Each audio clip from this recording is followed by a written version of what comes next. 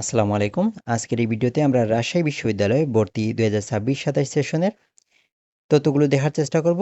আবেদন যোগ্যতা, মান বন্টন, আ ভর্তি পরীক্ষার তারিখ, আসন সংখ্যা এগুলো নিয়ে আলোচনা করব। তো শুরুতেই আমরা দেখি আবেদন যোগ্যতা।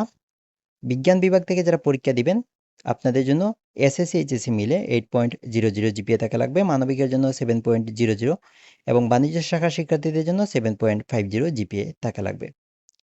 রাজশাহী বিশ্ববিদ্যালয়ের সুবিধা হচ্ছে এখানে জিপিএর উপর কোনো নাম্বার যোগ হবে না এবং বিষয়ভিত্তিক আলাদা কোনো পাস নাম্বার নেই।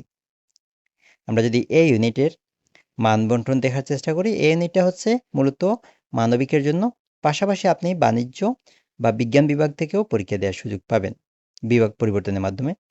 তো বাংলা থেকে ২৮টি প্রশ্ন ৩৫ নাম্বার, ইংরেজি থেকে ২৮টি প্রশ্ন ৩৫ নাম্বার, সাধারণ জ্ঞান থেকে ২৪টি প্রশ্ন ৩০ নাম্বার, টোটাল হচ্ছে ৮০টি প্রশ্ন, নাম্বার হচ্ছে ১০০। প্রতিটা প্রশ্নের মান হচ্ছে 1.25 করে। নেগেটিভ মার্কিং হচ্ছে 0.20, তার মানে প্রতি ৫টি ভুল উত্তরের জন্য আপনার ১ নাম্বার কাটা যাবে। এই ইউনিটে টোটাল আসন সংখ্যা রয়েছে ১৮৭২টি। আমরা যদি বি ইউনিটের ক্ষেত্রে দেখি, বি ইউনিটটা মূলত হচ্ছে বাণিজ্য শাখার জন্য, পাশাপাশি আপনি বিজ্ঞান বা মানবিক শাখা থেকেও পরীক্ষা দেওয়ার সুযোগ পাবেন।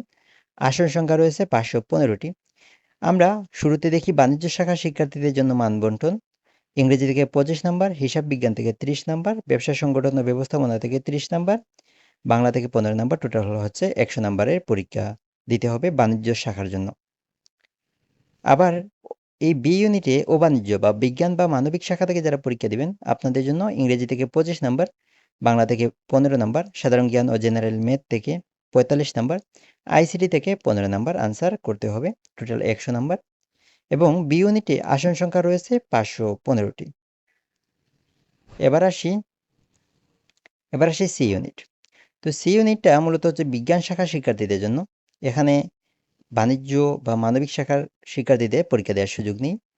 বি ইউনিটে ২টি সেকশন রয়েছে। একটা হচ্ছে বাধ্যবাধক বা আ আবশ্যিক, যেটা আপনার আনসার করাই লাগবে। যেমন ধরুন পদার্থ থেকে ২৫টি প্রশ্ন, ৩১.২৫ নাম্বার, রসায়ন থেকে ২৫টি প্রশ্ন এবং আইসিটি থেকে ৫টি প্রশ্ন। মোট ৫৫টি প্রশ্ন আপনার আনসার করাই লাগবে। এখানে কোনো অপশন নেই।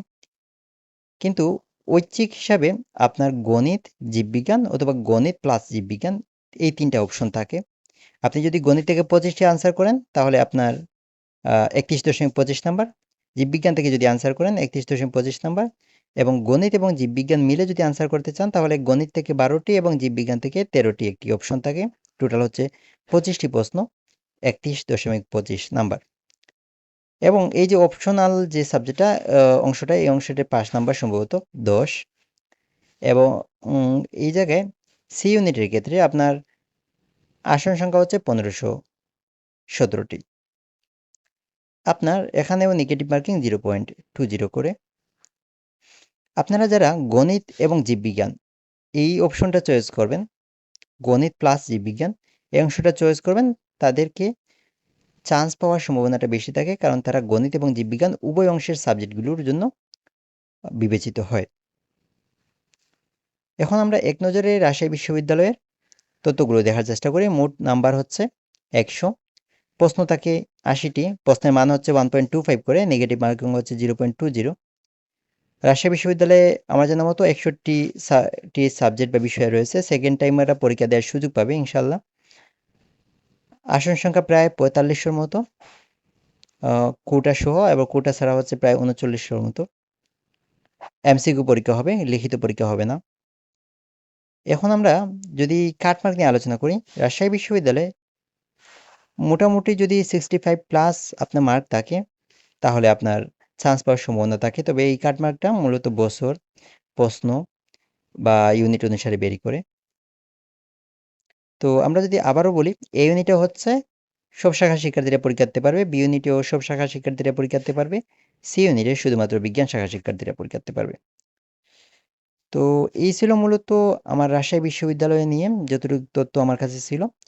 পরবর্তীতে আপনাদের সার্কুলার যেহেতু অফিসিয়ালি বিজ্ঞপ্তি প্রকাশিত হয়নি, বিজ্ঞপ্তি প্রকাশ হওয়ার পরে যদি দেখা যায় যে কোনো পরিবর্তন আসছে, আমি আপনাদের জানিয়ে দিব ইনশাল্লাহ। এবং অন্যান্য বিশ্ববিদ্যালয়গুলো আপডেট পেতে চাইলে আমার চ্যানেলটি সাবস্ক্রাইব করে রাখতে পারেন। অসংখ্য ধন্যবাদ। আল্লাহ হাফেজ।